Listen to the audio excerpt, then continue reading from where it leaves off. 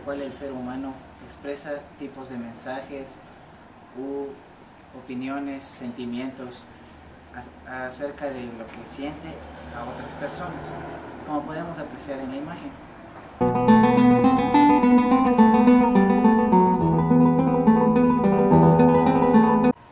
La comunicación científica es el método por el cual los científicos e investigadores usan, crean, investigan y guardan sus trabajos para poder exponerlos hacia la sociedad. La importancia es que cuando los científicos tienen estos trabajos, aportan a la sociedad con sus nuevas tecnologías, innovaciones, entre otras más. La comunicación oral es el método por el cual se pueden comunicar dos o más personas mediante el uso del lenguaje.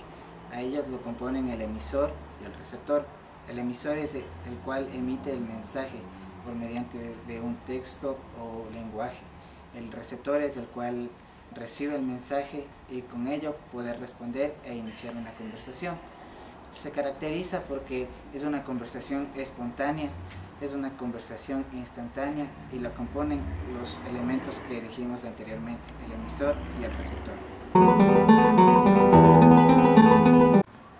La comunicación escrita es la forma en la cual se pueden expresar por palabras, en las cuales también existe un emisor y un receptor. El emisor es el que escribe los textos y el receptor el que los lee o los analiza. Esta comunicación se caracteriza porque lleva signos de puntuación como son tildes, comas, espacios, entre otros. En la comunicación intervienen varios elementos, de los cuales podemos destacar uno de ellos. El emisor es aquel que elabora y transmite un mensaje hacia el receptor. El receptor, por otro lado, es otro elemento de la comunicación, el cual se encarga de recibir aquel mensaje enviado por el emisor, y no solo de recibirlo, sino también de interpretar y entender su mensaje. En el caso de que el emisor se refiera a más de un receptor, entonces estaremos hablando de receptores múltiples. El mensaje es otro de los elementos de la comunicación, el cual es la información que se transmite. Este a su vez está conformado mediante signos. Los signos representan una realidad que se percibe mediante los sentidos, y estos evocan o representan otra cosa.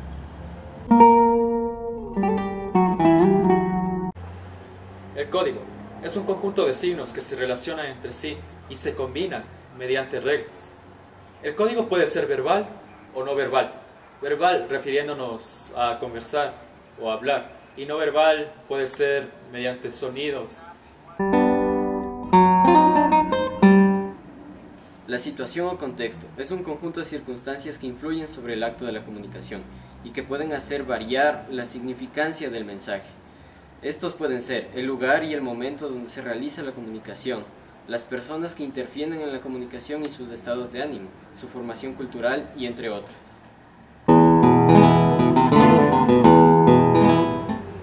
La retroalimentación se produce cuando el receptor es activo y reacciona ante lo que busca la comunicación.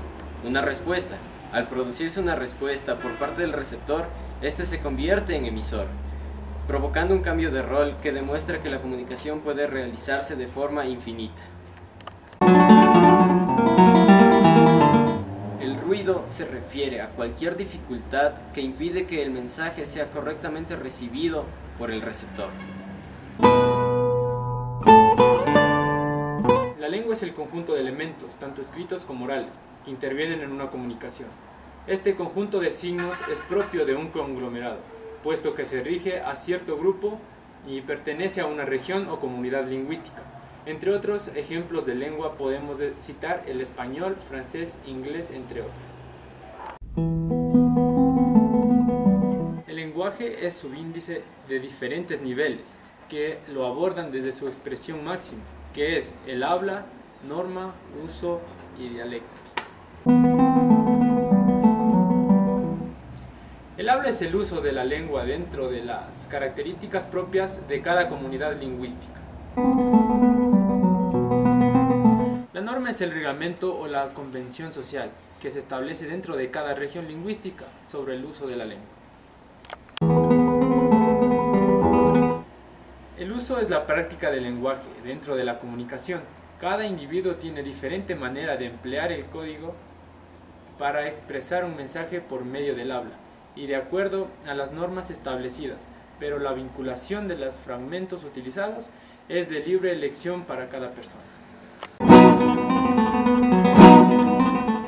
El idiolecto es algo un poco más íntimo, se reduce a pequeñas zonas o regiones. Proviene de las voces griegas, idios, que significa propio, y lequis, que es lenguaje. Es aquella que transmite una información objetiva sin necesidad de provocar una reacción en el receptor. Esta función se centra en el mensaje. Cabe indicar que el oyente solo escucha las palabras que desea. El resto lo descarta porque no le parece importante.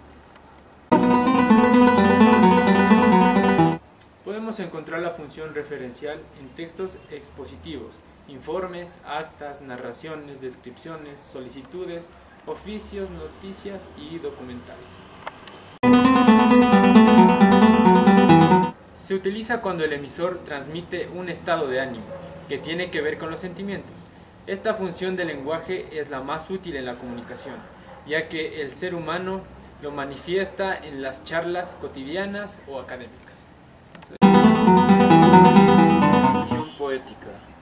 Llama la atención de la manera elegante y poética de decir las cosas.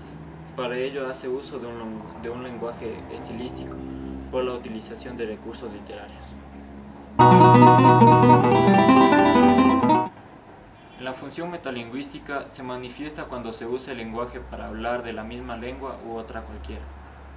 El propósito de esta función es centrarse en el código lingüístico del que se hable.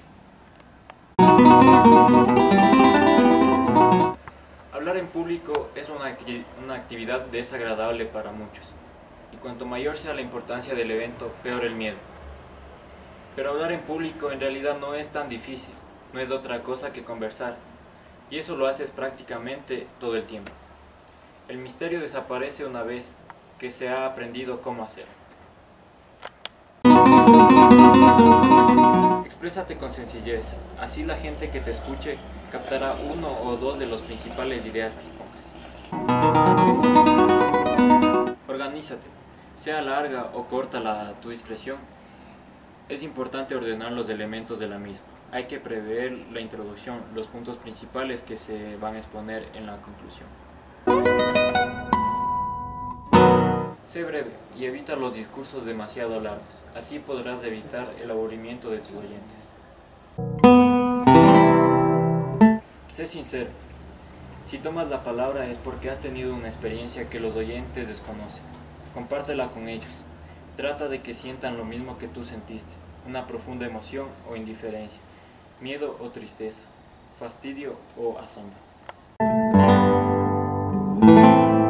Adúéñate de la situación. En los primeros momentos de un discurso se establece el vínculo entre el público y el expositor. Sonríe, agradece a la persona que te presentó y luego espera un momento. No empieces hasta que hayas captado la atención de todos los presentes. No leas, habla. No es recomendable redactar discursos, pero sí lo es llevar notas para recordar lo que quieres decir.